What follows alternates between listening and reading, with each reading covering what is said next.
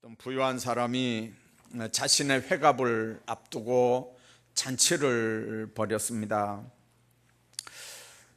오는 손님들에게 뭘 잡아서 대접을 할까 고민을 하다가 아주 민주적이고 신사적으로 그렇게 회갑잔치에 필요한 짐승을 선택하기로 작정을 하고 모든 자기 집에 있는 모든 짐승들을 다 이렇게 한자리에 집합을 시켰답니다. 제일 만만한 닭을 향해서 이렇게 얘기합니다. 이번 잔치에 네가 죽어줘야 되겠다. 그러니까 그 닭이 깜짝 놀라서 주인님 환갑잔치를 위해서 제가 죽는 건 영광입니다만 내가 죽으면 아침에 누가 기상시간을 알려줄 거고 달걀을 낳아서 주인님의 영양보충은 누가 시켜줄 겁니까? 참 아쉽네요. 그럽니다. 주인이 생각해 보니까 닭은 안 되겠다 싶어서 그 다음에 이제 개를 쳐다보면서 얘기를 합니다. 개야, 네가 죽어서 내 회갑잔치를 좀 즐겁게 해라. 개가 깜짝 놀라서 주인님, 제가 죽으면 도둑놈들로부터 누가 주인님을 지켜줍니까? 누가 아기가 마당에 똥을 싸면 그 똥을 누가 먹어주지요? 그렇게 합니다. 그러면서 개가 주인의 배은 망덕을 아주 은근하게 이렇게 나무랍니다. 주인이 생각해 보니까 그 말이 맞긴 맞거든요. 이제 방법 없습니다. 소를 쳐다보면서 우선생이 좀 죽어줘야겠네 그랬습니다. 그랬더니 그 소가 하는 말이, 주인님, 나도 너무 힘들고 정말 지쳐서 죽고 싶습니다. 허구한 날 밭 갈고 농 갈고 썰애질하고 구름막 끌고 다니면서 그러면서 저 다른 짐승들은 다 맛있는 거 먹이면서 나는 여물만 주니까 이 자존심도 상하고 그래서 막 죽고 싶었는데, 그런데 이번 기회에 주인님의 회갑잔치를 위해서 죽어주겠습니다. 아주 단호하게 죽어주겠다 그러니까 이 주인이 가만히 생각해 보니까 당장 소가 없으면 이 농사는 이제 어떻게 짓겠습니까? 그래서 이게 안 되는 걸 알았습니다. 결국 이제 돼지에게 자네가 결국은 죽어줘야겠네 그러면서 하는 말이, 죽지 않아야 될 이유를 한번 얘기를 해보게 그랬답니다. 그러니까 이 돼지가 그냥 듣는지 마는지 생각 없이 그냥 꿀꿀거리면서 계속 먹고만 있습니다. 그러니까 주인이 또 재변론의 기회를 줬대요. 자네가 죽지 않아야 될 이유를 얘기해 보게. 그러니까 그 돈 선생이 아무리 생각을 해봐도 자기는 하는 일도 없고 먹고 자고 그렇게 한 것밖에 없으니까 그래서 용감하게 마지막으로 한마디 했답니다. 그러면 주인님 물 끓이세요 그랬대요.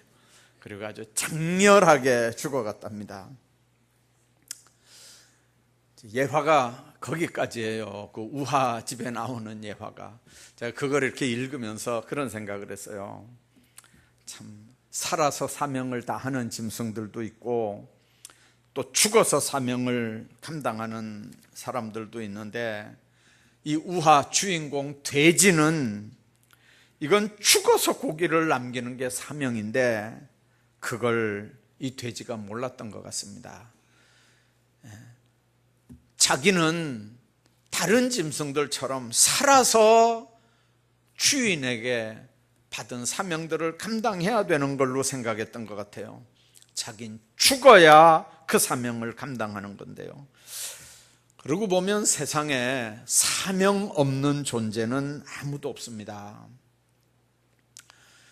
몇 년 됐죠 벌써. 미국하고 이라크하고 전쟁을 하는데 이제 바그다드를 점령할 바로 그 시점입니다. 이제 다 이라크를 점령하는 그 순간인데 어느 날 현지에서 작정 중인 현역 대령을 국무부에서 이렇게 해임을 시켜버렸습니다. 그러니까 깜짝 사람들이 다 놀랐습니다. 이제 이라크를 바그다드를 포위를 하고 이제 다 이렇게 점령을 하는 그런 순간에 현역 그 대령을, 연대장급이잖아요, 전쟁터에 나왔다는 말은 그 다음에 이제 본국에 돌아가면 별다는 사람이에요. 그런데 그 사람을 보직 해임을 시켜버리니까 많은 사람들이 다 깜짝 놀랐어요. 근데 나중에 그 중부군 사령부에서 그 사람을 보직 해임시킨 이유를 설명을 했대요. 뭐냐면 이 대령에 속해 있는 연대가 해야 되는 일은 적으로 하여금 혼란하게 해서 주력 부대가 어딘지 헷갈리게 하는 그런 사명을 이 대령이 맡고 지금 바그다드를 포위한 거예요. 그러면 이 부대는 주력 부대가 아니에요. 이 부대가 바그다드를 점령해야 되는 게 아니에요. 이 부대는 가서 주력 부대인 것처럼 행동만 하면 돼요. 그러면 이라크 군대들이 이 부대의 모든 병력들을 집중하고 모든 병기들을 이 부대에 집중하게만 하면 되는 거였어요.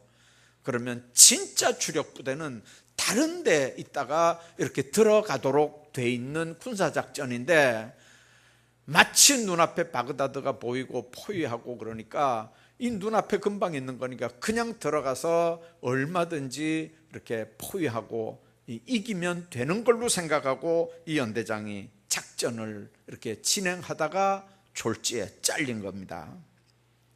여러분들, 병력을 투입할 때는 지휘관이 하는 목적이 분명히 있습니다. 아무리 경험이 많고 능력 있는 군인이어도 상부 지휘관의 전략에 부응하지 못하는 군인은, 지휘관은 가치가 없는 거고, 그것이 많은 사람의 목숨과 관계가 되고 전쟁의 승패와 관련이 될 때는 지휘관으로서는 더 이상 그 직위가 의미가 없다는 거죠. 오늘 우리 한국 교인들이 겪고 있는 가장 큰 아픔 중에 하나가 주일날 교회에서 가지는 신앙적 행위와 파송받은 세상에서 살아갈 때 삶의 자세와 목표 사이에 커다란 괴리가 있음에도 불구하고 성도들이 그 괴리에 갈등 없이 살아간다고 하는 점입니다. 그게 뭔 말입니까? 주일날 교회에서는 너무 뜨겁게 신앙생활을 잘하는데 삶의 현장으로 파송을 받아 나가면 거기에서는 세상에 적응하면서 세상과 신앙이 공존하며 타협하기 때문에 아무런 괴리도 느끼지 못하고 아무런 갈등도 느끼지 못하고 그냥 잘 이렇게 톱니바퀴가 맞물려 돌아가는 것처럼 예수 믿는 하나님의 백성들이 세상과 잘 맞물려 돌아가는 겁니다. 내가 하나님의 자녀로 말씀대로 정당하게 살지 못할 때는 영적인 갈등이 있어야 됩니다. 올바른 진리를 따라 살지 못하는 것에 대한 영적인 괴로움도 있어야 됩니다. 후회도 있어야 되고 회개의 역사도 있어야 됩니다.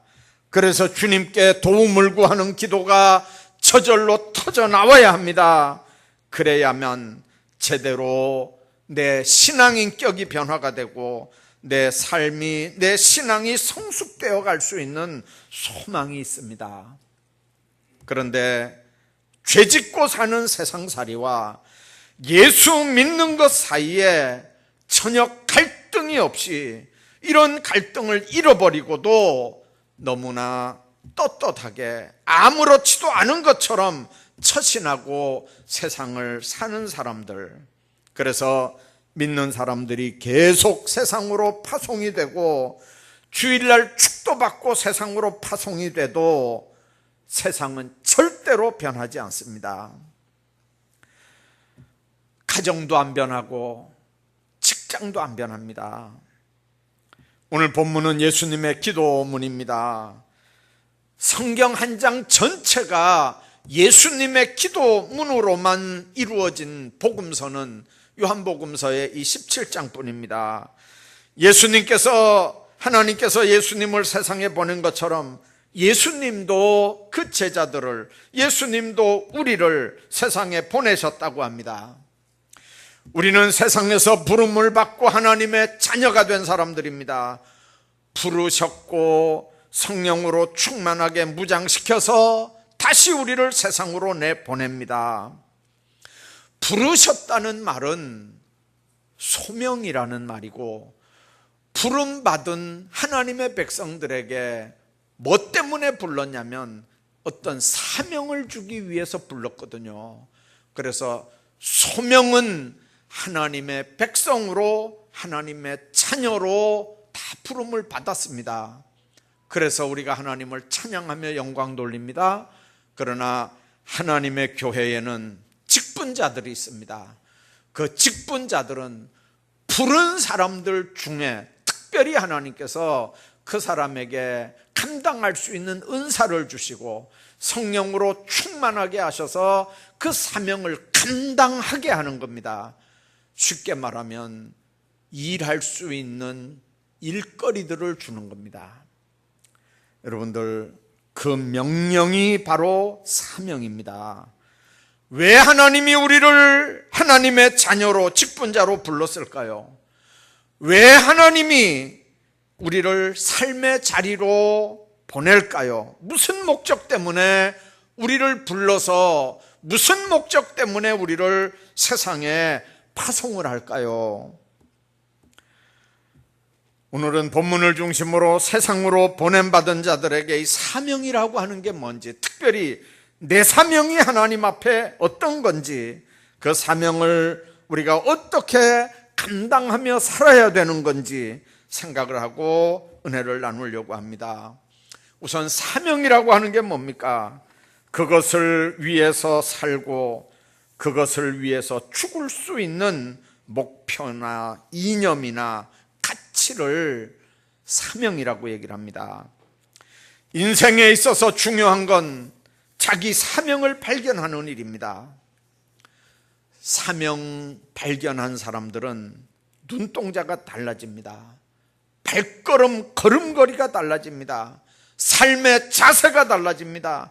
말투가 달라집니다. 인간은 무언가를 위해서 태어났습니다. 그러므로 그 무언가를 감당하고 이루어 나가야 하는 사명적인 존재가 인간이라고 하는 걸 우리가 알아야 합니다. 법률가요 의사였던 칼 힐티가 사람의 생애에서 최고의 날이 언제냐? 자기 사명을 깨닫는 날이라고 했습니다. 어떤 부모들은 자식을 위해 산다고 합니다. 어떤 기업인은 사업을 위해 산다고 합니다. 어떤 학자는 학문을 위해 삽니다. 오늘 우리는 무엇을 위해 삽니까? 우리도 자식을 위해 살고, 우리도 사업을 위해 살고, 우리도 세상적인 뭔가를 위해 산다면 하나님 앞에 받은 직분은 뭘까요? 무엇 때문에, 무엇을 위해서 산다면 그게 바로 사명인데, 오늘 우리 모두가 사명적인 존재라면 우리가 뭐 때문에, 뭘 위해서 사는지 한번 생각해야 됩니다. 그러므로 사명이 왜 중요한지를 알아야 합니다. 강력한 신앙으로 무장한 온전한 그리스도인으로 성장하고 싶다면 반드시 필요한 게 사명입니다. 바울도 주님 만나기 전에는 하나님 끔찍이 사랑했던 사람입니다. 하나님을 섬기는 일에 회방거리고 방해거리 되는 예수쟁이들을 잡아서 감옥에 넣는 일이 자기 사명이라고 생각하고 쫓아다니던 사람입니다. 자기 배운 것, 자기 학벌, 문벌, 자기 세상적인 모든 것들을 다 동원해서 그 일을 했습니다. 그런데 다메섹에서 예수님 만나고 딱 보니까 그게 아닌 걸 알게 됩니다. 예수님을 만나니까 그게 아니라고 하는 걸 알아졌습니다. 여러분들 예수님을 제대로 만나면 삶의 목표가 달라집니다. 삶의 자세도 달라집니다. 인생이 달라집니다. 다른 제자들도 마찬가지입니다. 그런데 우리는 사명은 얘기하는데 사명 전에 부르심에 대한 생각은 잘 안 하거든요. 더 중요한 게 사명인 건 맞습니다. 그러나 분명한 건 주님이 우리를 다 불렀다고 하는 사실입니다. 하나님의 자녀로 불렀습니다. 하나님의 백성들로 불렀습니다. 그런데 불러놓고 아무 일도 안 맡기는 법은 성경에는 없습니다. 부를 때는 뭔가 시키려고 부르는 거예요. 뭔가 맡기려고 부르는 겁니다. 그래서 주님이 우리를 불렀다. 그걸 소명, 부를 쏘자 소명이라고 하거든요. 왜 불렀느냐? 구약 성경에 등장하는 신앙의 많은 거목들도 보면 하나님의 부르심, 이 소명을 받고 주저하면서 망설입니다.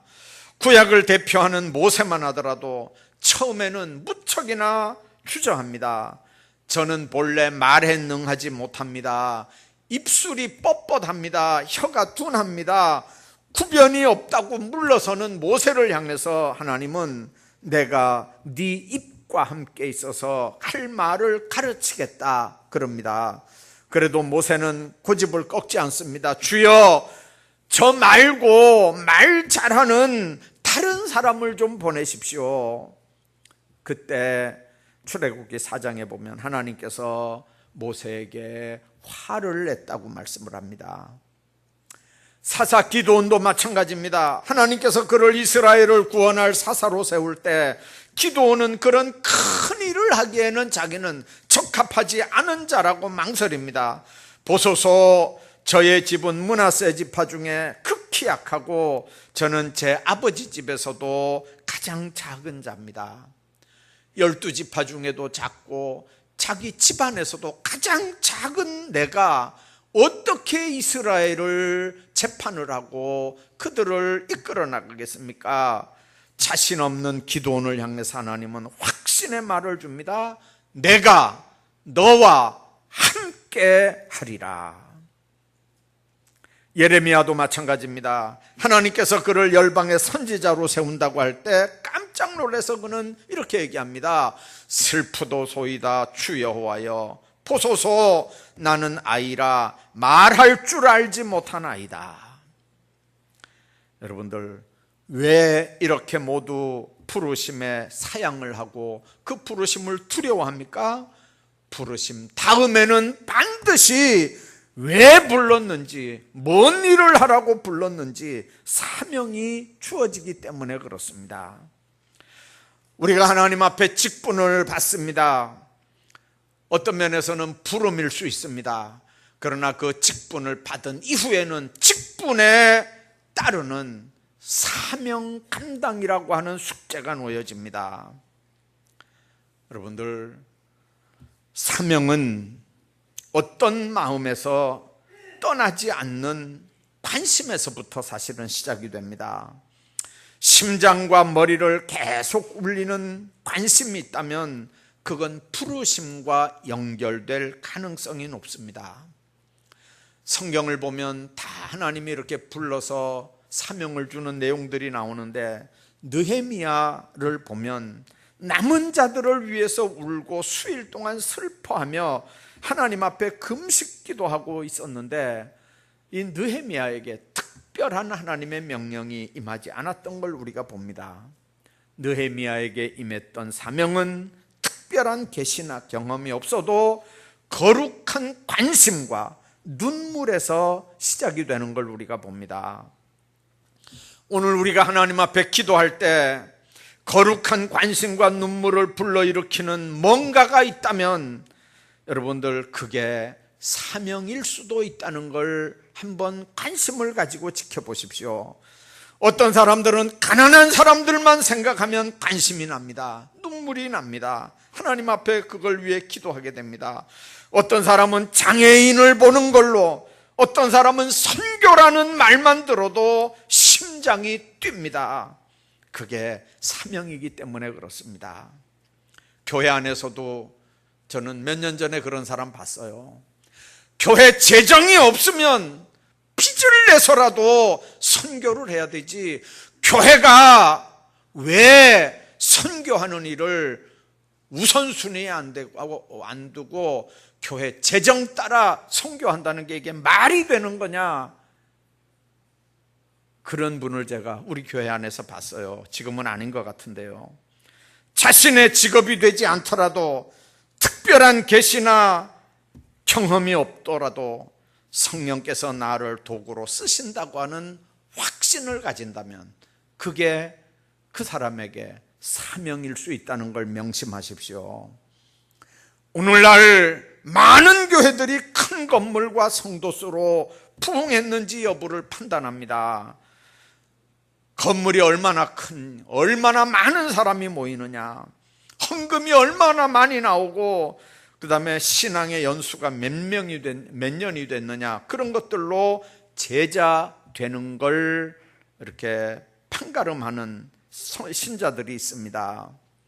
물론 잘못된 기준입니다. 진정한 교회의 부흥, 그리스도인의 제자됨은 사명을 감당하고 있느냐로 판단해야 합니다. 그리스도인은 성령의 소리에 따라서 사명을 감당하는 사람들이 모인 모임입니다. 그러므로 교회 직분자들은 온전히 하나님이 주시는 사명을 따라 살게 해달라고 기도해야 합니다. 현대인의 불행은 목표를 잃어버리고 사는 데 있답니다. 무엇을 위해서 사느냐, 왜 사느냐 하는 질문 앞에 나는 이것 때문에 산다, 분명한 대답을 하지 못하는데 우리 문제가 있답니다. 가난하게 살 때는 집 한 칸 마련한다, 이게 목표였습니다. 가난하게 살 때는 자녀들을 빚을 내서라도 대학 공부시키겠다, 이게 목적이었습니다. 그게 삶의 목표였어요. 요즘에는 그 목표들이 없어요. 어제 아래 제가 서울 다녀왔는데 무슨 차들이, 고급 차들이 그렇게 많은지, 젊은 아이들이 고급 차를 많이 타고 다녀요, 외제차들을. 그래서 제가 우리 애들한테 물어봤어요. 야, 쟤들이 저렇게 30대 40대 쟤들이 왜 저렇게 외제차를 타고 다니냐, 이러니까 우리 집 애들이 하는 말이 뭐냐면, 아빠 왜 그런지 아세요? 쟤들요 10년 20년 돈 벌어봐야 자기 집 못 산대. 그러니까 어차피 집 못 살 거 차나 고급차 타고 다니자, 그러는 심보라는 거예요. 맞는지 안 맞는지는 제가 모르겠어요. 여러분들 한번 생각 한번 해보십시오. 정열은 있는데 쏟아 부을 곳이 없어요. 충성심은 있는데 바칠 곳이 없어요. 능력은 있는데 활용할 것이 없어요. 뭐가 문제입니까?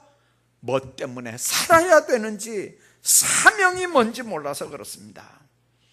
진정 사명이 있는 사람은 부름을 먼저 받아야 되고, 그 부름 받은 거에 대한 응답이 바로 그거기 때문에 용기도 있고 책임감도 있습니다. 못합니다, 안 합니다, 정말 못합니다 해도 하나님은 내가 너와 함께 하겠다, 내가 네 입에 말을 넣어주겠다, 내가 널 지켜주겠다, 필요한 사람 내가 붙여주겠다, 지혜 내가 주겠다, 물질 내가 주겠다, 내가 네 그 일 할 때 필요한 사람 붙여주겠다. 여러분들, 그러니까 강하고 담대해라. 그래서 사명이 있는 사람은 용기도 있고 책임감도 있고 담대하기도 합니다. 모세는 히브리인을 애굽에서 인도하는 게 사명이었습니다. 그 일 때문에 나일강에서 건짐을 받았고 결국 바로 앞에 섭니다. 여호수아의 사명, 이스라엘 백성으로 가나안을 인도하는 일입니다. 그 대단한 모세가 백성들에게 당하는 걸 봤습니다. 여호수아, 자기는 감당할 수 없다고 사양을 하지만 강하고 담대하라고, 모세와 함께 하던 것처럼 내가 너와 함께 하겠다고 그렇게 하나님께서 여호수아와 약속을 합니다. 결국 그 일을 감당해냅니다. 위대한 삶을 원한다면 위대한 사명을 위해 살아야 됩니다. 그 위대한 사명은 주님을 만나고 주님과 교통하고 주님과 함께함으로 이루어 나간다고 하는 걸 믿으시길 바랍니다. 난 안 돼, 난 안 돼 그러는 사람 있죠. 안 되죠. 안 되는 거 맞아요. 그러나 되는 방법이 있다는 걸 아시는 게 믿음입니다. 여러분들, 알코올 중독으로 50회나 병원에 입원한 노인이 있었대요. 의사가 차트를 이렇게 펴보이면서 어르신 이번에 50번째 알코올 때문에 50번째 입원했어요. 그렇게 환자에게 얘기하니까 그 노인 환자가 웃으면서 의사 양반, 그러면 파티를 벌려줘야지, 파티를 열어줘야지, 그렇게 너스레를 떠는 거예요. 그러니까 그 의사가 순간 무슨 생각을 하냐면, 그럼 파티를 열어드리죠. 근데 부탁이 있습니다.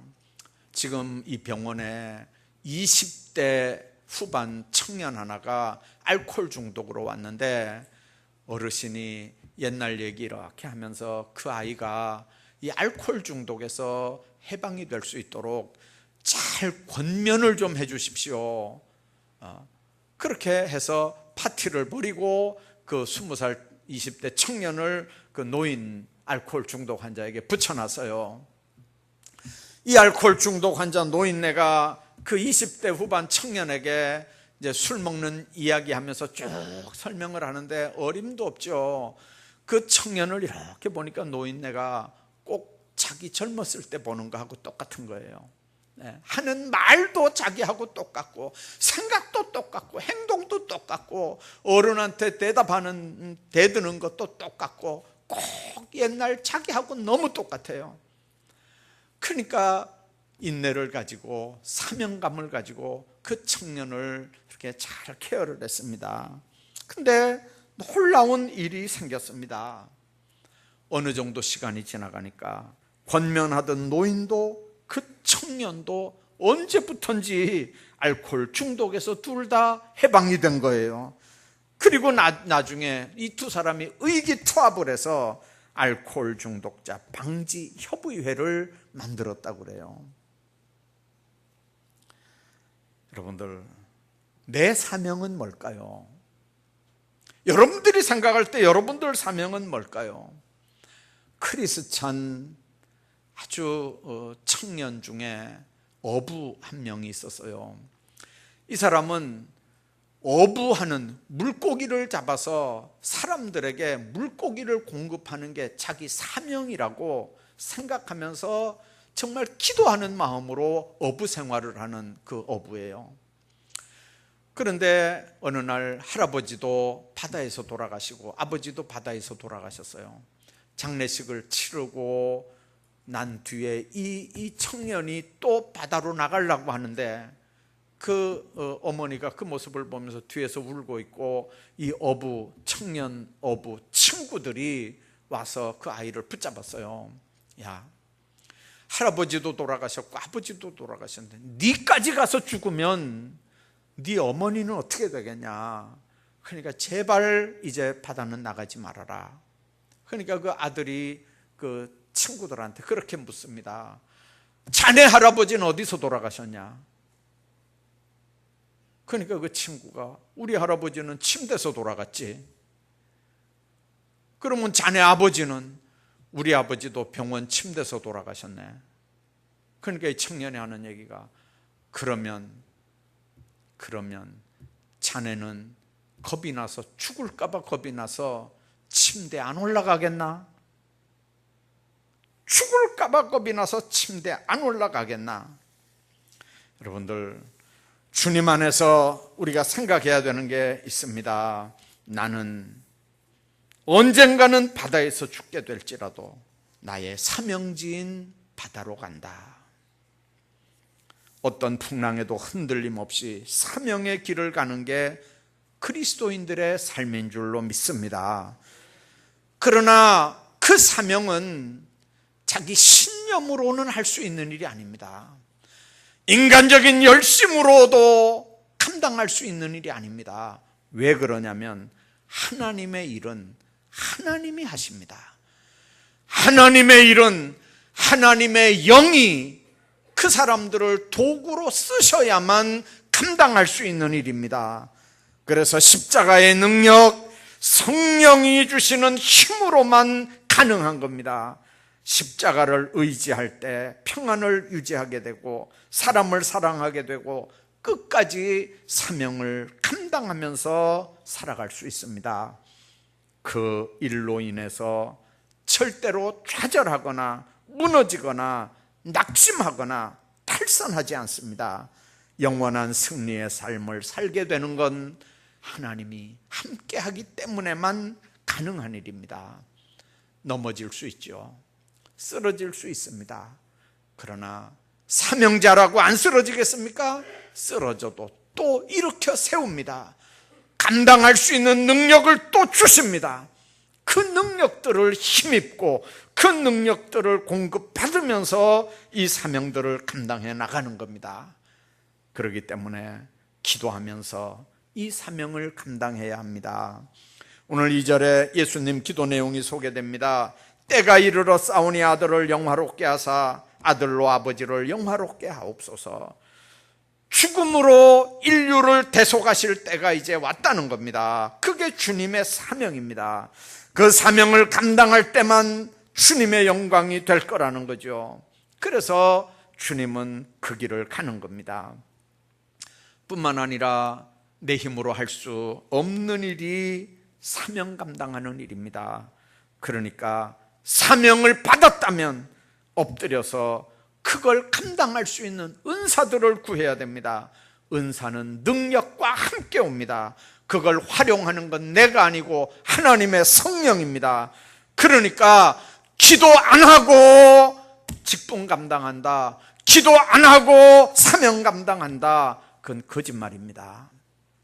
주님 안에서 우리가 분명하게 기억해야 되는 건 우리 모두가 하나님 앞에 받은 사명이 있습니다. 그 사명은 내 힘으로, 내 소신 가지고, 내 확신 가지고, 내 열심 가지고 절대로 할 수 있는 일이 아닙니다. 여러분들, 그건 주님께서 성령으로 말미암아 나를 도구로 쓰실 때만 가능한 일입니다. 오늘 하나님을 사랑하는 뜨거운 마음 가지고 여러분들 모두가 이 사명들을 감당할 수 있기를 바랍니다. 사람의 최후 승패를 결정하는 건 지능지수보다 감성지수라고 얘기합니다. 하나님을 뜨겁게 사랑하는 감정도 사실은 하나님께로부터 오는 겁니다. 하나님 안에서 엔데오스, 하나님의 영이 나를 지배하고 하나님의 영이 나를 이끌어갈 때 하나님의 놀라운 역사가 일어나는 겁니다. 버틀란드 러셀이라고 하는 사람이 이런 얘기를 했습니다. 학창시절에 나보다 재주가 뛰어난 친구들이 여럿 있었다. 그런데 나중에 보니까 결국은 내가 승리했다. 왜냐하면 나에게는 하나님이 맡겨주신 사명이 있었기 때문이다. 사명이 있는 사람은 인생을 승리하게 되는 줄로 믿습니다. 성령 안에서 하나님을 뜨겁게 사랑하시면 그분께서 왜 나를 세상에 보냈는지, 왜 나로 하여금 이 일을 하게 하는지 깨닫게 합니다. 힘 주십니다. 능력 주십니다. 그래서 그 사명에 충성하시고 승리하는 하나님의 사람들로 살아가시기를 주의 이름으로 축원합니다.